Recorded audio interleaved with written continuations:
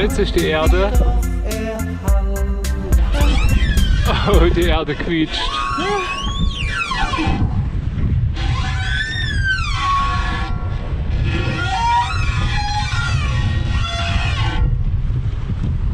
Unsere Erde.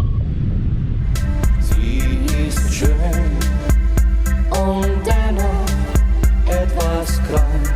Das Erzgebirge ist hochspannend, vor allen Dingen, wenn man unter Strom steht.